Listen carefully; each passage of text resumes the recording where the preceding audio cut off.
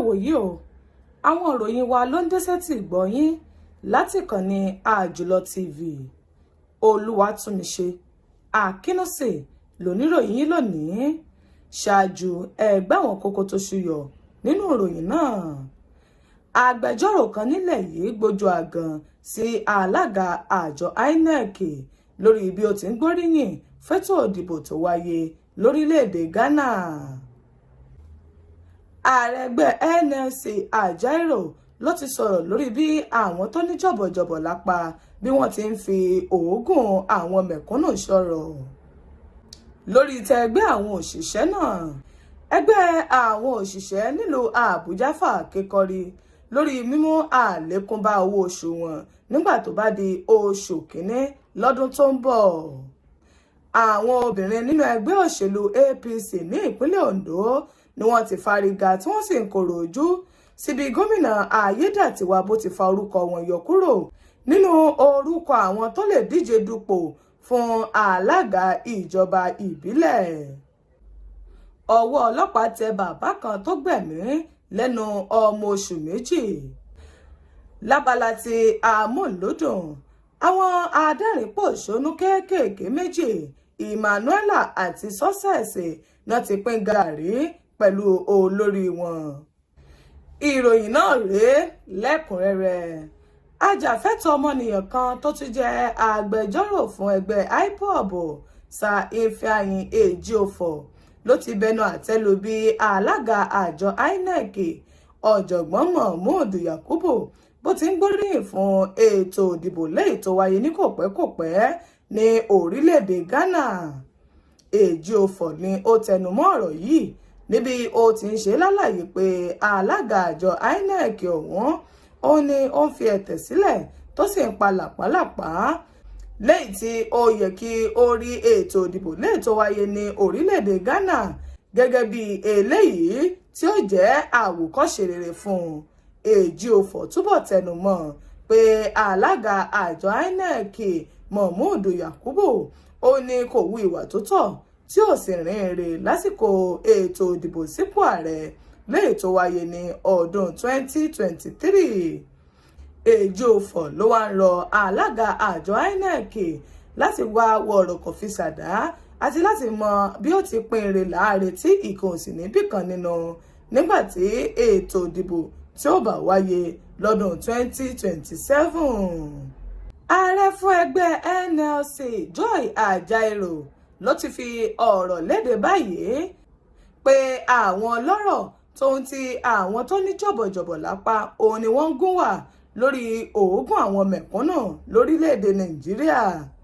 Joy Ajaero ló fi ọ̀rọ̀ ọ̀hún ló fi léde níbi ó ti ń ṣe lálàyé nínú ìwé ìròyìn pé ọ̀pọ̀lọpọ̀ àwọn ìlàkàkà àwọn mẹ̀kúnnù ó ní àwọn tí wọ́n jẹ́ ọlọ́rọ̀ ni wọ́n ń ṣe bẹ́ẹ̀ tí wọ́n ń fẹ́ lálé lórí léyìí tí ó sì ń fi àwọn mẹ̀kúnnù sí ipò tó léwu.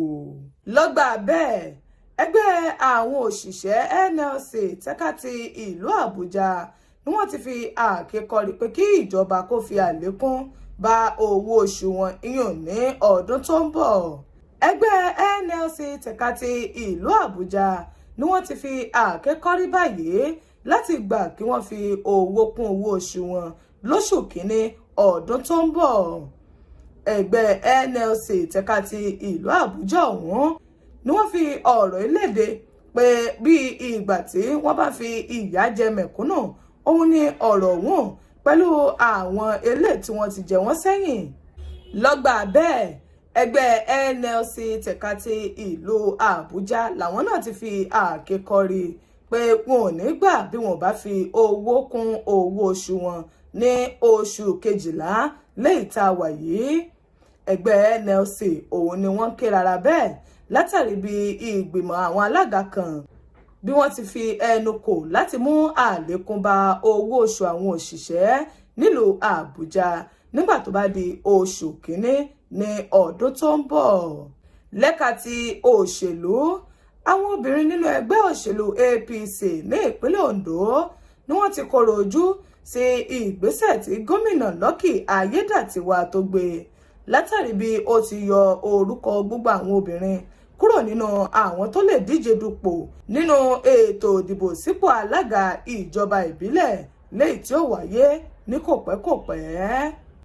Àwọn obìnrin nínú ẹgbẹ́ òṣèlú APC ọ̀hún ni wọ́n fi ọ̀rọ̀ léde pé ìgbésẹ̀ ọ̀hún ni ó dàbí ìgbà tí gómìnà Ayédàtiwà tó bá fì sí apá àwọn ọkùnrin ju apá àwọn obìnrin lọ.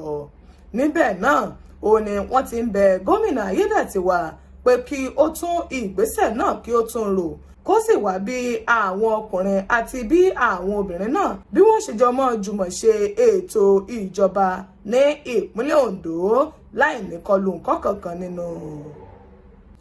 Lábala ìròyìn tó gbẹnu tán, ọwọ́ àwọn ọlọ́pàá tẹ babaláwo kan tó ń kọ́ṣẹ́ lọ́wọ́ tó ń pè ní Ìfàgbénga Táíwò lórí bí ó ti gbẹ̀mí lẹ́nu ọmọ oṣù méjì rẹ̀. Ìròyìn ló fi ìdí ọ̀rọ̀ ọ̀hún múlẹ̀ láti ẹnu ìyá ọmọ náà àti àwọn tọ́rọ̀ ṣojú wọn, níbi wọ́n ti ṣàlàyé pé Ìfàgbénga ọ̀hún òun ni ó lọ síbi tí ìyá ọmọ náà tẹ ọmọ ọ̀hún sí lásìkò tí ó ń fọṣọ lọ́wọ́ tó sì dùnbù ọmọ náà síbi tí ìyá rẹ̀ tẹ̀ sí. Alukoro iléeṣẹ́ ọlọ́pàá ní ìpínlẹ̀ Ògùn ìyún Ọmọlọ́lá Odùtọ́lá ni ó fi ìdí ìṣẹ̀lẹ̀ ọ̀hún múlẹ̀ pé lóòótọ́ náà fẹ̀sùn kan Ìfàgbénga Táíwò lórí bó ti lọ́wọ́ nínú ikú tó pa ọmọ oṣù méjì náà, tí Táíwò tí ó sì ṣe bẹ́ẹ̀ tí ó wà ní àkólò àwọn ọlọ́pàá títí di ìgbà tí wọ́n fi parí ìwádìí wọn lórí ọ̀rọ̀ ọ̀hún kó tó di pé wọ́n mọ odò tí wọ́n da ọ̀run la ọ̀rọ̀ náà sí. Lágbo ti àwọn amúlùúdùn, àwọn ọmọ kéékèèké adẹ́rìn-pòṣónú méjì Emmanuela àti Sọ́kẹ̀sì ni wọ́n ti pín gàrí pẹ̀lú ọ̀gá wọn Mark Angel. Ọ̀rọ̀ yìí òun ni wọ́n fi léde lórí òpó ayélujára níbi Mark Angel bí òun náà ti ń ṣe bẹ́ẹ̀ tí ó ń taari ọ̀rọ̀ náà síta pé òun ò ní mọ̀ ṣe alábòjútó àwọn ọmọ méjèèjì náà mọ́ látàrí bí iṣẹ́ bó ti pọ̀ lọ́wọ́ òun. Ọ̀rọ̀ yìí ló wáyé lẹ́yìn ìgbà tí ọ̀kan lára àwọn tọ́jọ́ mọ́ po fọ́nrán kéékèèké ọ̀hún pọ̀ Denison Igwe tó fi ẹ̀sùn kan Mark Angel lórí bí ó ti ń fi ọwọ́ ọlá gbá ọ̀pọ̀lọpọ̀ wọn lójú. Àwọn ìròyìn wa kò ní jù bá ń lọ níkànnì Àjùlọ TV. Olúwatúnmiṣe Àkínúsì ló kàròyìn òní sí yín létí. Ó dìgbà ò káfíńre àtayọ̀ pàdé.